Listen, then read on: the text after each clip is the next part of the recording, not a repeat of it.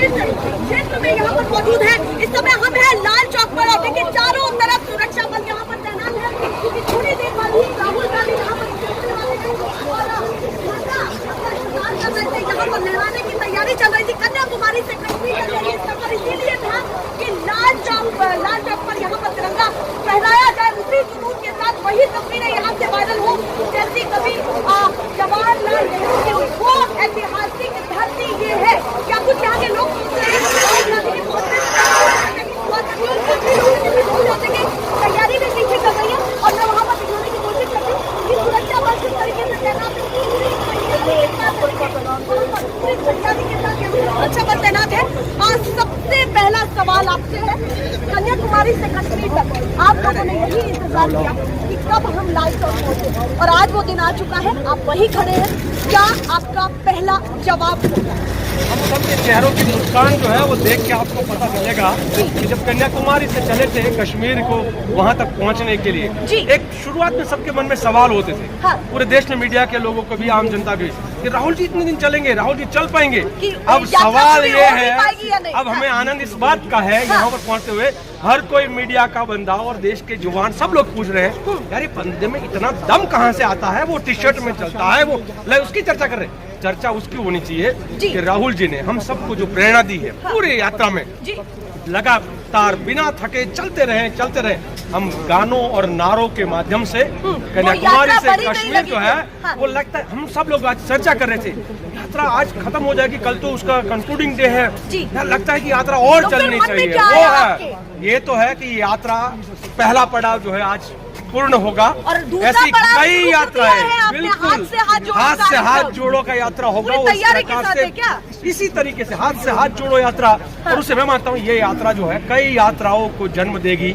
इस भारत की नवनिर्माण की जो यात्रा है उसको जन्म देगी। भारत की जो नींव रख दी गई है और अब शुरुआत हो चुकी है मकान बनाने की पूरी। बिल्कुल ये भारत ये मकान कब तक बन जाएगा? 2024 तक? हम 24 को नहीं देख रहे हैं, हमको मीडिया वाले 24 का ये जो पूरा जंग है वो सिर्फ चुनावी जंग नहीं है। हाँ। ये जंग है भारत की दूसरी आजादी का जंग है। ये 8-9 साल के जो तानाशाही से जनता को मुक्त कराने का जंग है।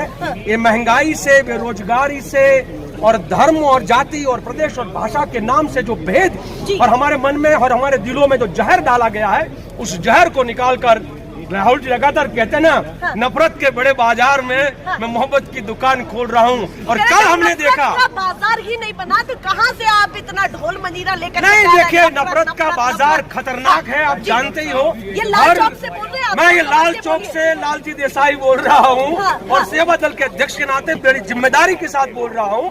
और राहुल जी देखिए नफरत कहाँ कहाँ फैली है। नफरत हमारे देश के अंदर हर जगह पे चुनाव आता है तो क्या क्या होता है आप नहीं जानते हैं। मैं गुजरात से हूँ तो मालूम है कि जब जब चुनाव आता था तो उससे 3 महीने पहले ही एनकाउंटर होता था। अच्छा। जब जब चुनाव आता है तब दंगे देश में शुरू हो जाते हैं। जब जब चुनाव आता है तो भारत पाकिस्तान हिंदुस्तान हिंदू मुसलमान सुनना यही हो रहा कि हम इस भारत माता की संतान है। हिंदू मुस्लिम सिख ईसाई बौद्ध जैन पारसी और बहाई इस भारत माता की संतानों को जो आपस में लड़ाएगा तो वो नफरत नहीं तो क्या है, वो बैर नहीं तो क्या है। और हम उसी नफरत को मिटाने के लिए निकले। सवाल उठाया गया कि भाई हो सकता है ये कांग्रेस जोड़ो यात्रा हो, भारत जोड़ो यात्रा हो ही ना, इंडिकेशन कहीं और जा रहा हो, कहीं ना कहीं कार्यकर्ताओं को एकजुट करने के अंदर ही खाने बात चल रही हो कि भैया ये तरीका अच्छा है। उस कटाक्ष को लाल चौक से भी क्या जवाब देना चाहते हो? देखिए मैं बिल्कुल इसका जो दिल से जुड़े हुए हैं उनको आप जुदा नहीं कर सकते हैं। कांग्रेस का कार्यकर्ता जो है वो अपने जनरेशन से दिल से जुड़ा हुआ है और हर कोई कार्यकर्ता है वो मर मिटने के लिए। हाँ कुछ लोग जरूर हो सकते हैं जो सत्ता के लालच में आजाद से गुलाम हो जाए, वो अलग बात है। और हम लोग कहते हैं जिनको सत्ता की लालसा है वो वही करेगा। और बहुत सारे लोग जो है वो सत्ता के पीछे भागने वाले लोग हैं। पूरा कर रहे हैं राहुल गांधी कब यहाँ पर हम हर किसी को गुलामी से छुड़ाकर आजाद बनाना चाहते हैं। कुछ लोग हैं जो आजाद होकर बाद में गुलाम होने की ओर जा रहे हैं, वो अलग बात है। हाँ चलिए उन्होंने बहुत बड़ा यहाँ पर एक कटाक्ष भी किया है।